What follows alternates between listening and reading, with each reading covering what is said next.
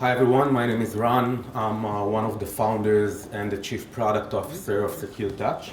First of all, please allow me to thank all of you for staying up until this point.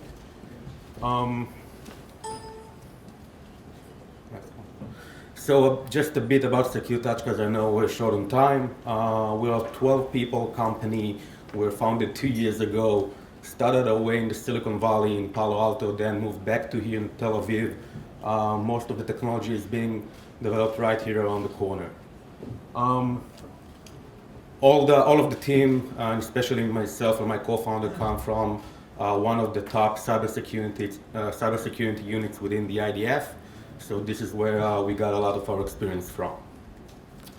So because we're short of time, let me just keep on the need and go directly to the solution, what differentiates SecuredTouch from other types of technology in these biometrics, in the biometrics field, sorry.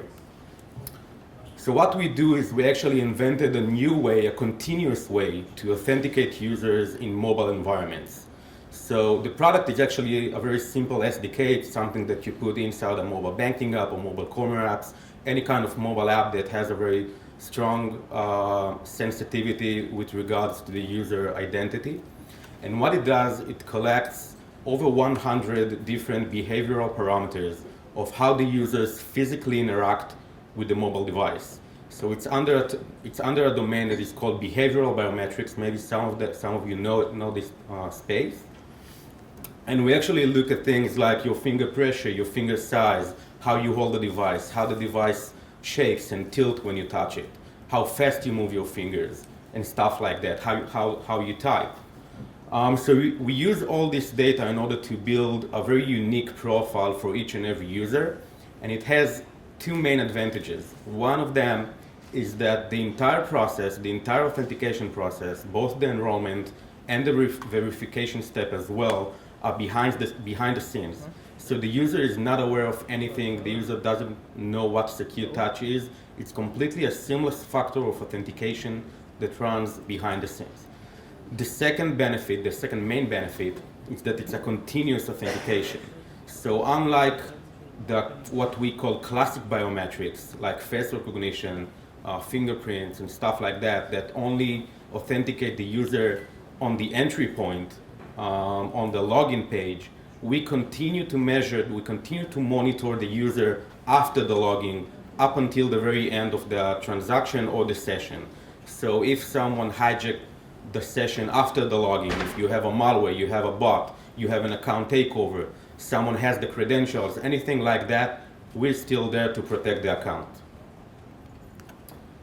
This is just a bit of a visualization to understand, even with our eyes, the different patterns that different users have while using the mobile device. So this is a heat map of different users all using the same device, the same app, and this is the types of different heat maps that were created for each of those users.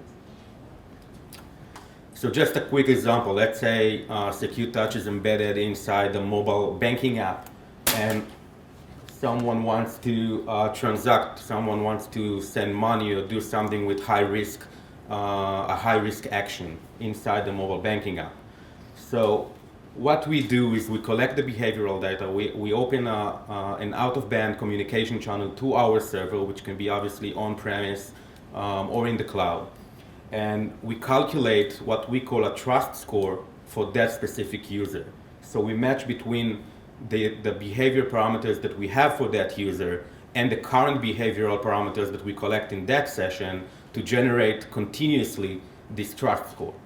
So once the bank wants to know if this is the real user or not, so they can ask us through a very simple API.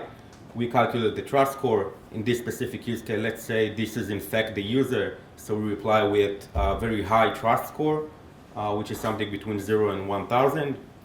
And then the bank can approve the transaction, eliminate other security checks like what's your mother's median name or what hospital were you born in, SMS verification and stuff like that. The other use case is obviously when it's not the real user. So our algorithms, machine learning algorithms, generate a very low trust score.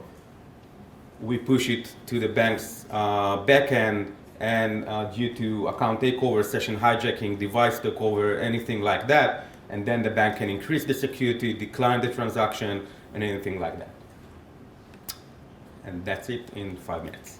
Thank you.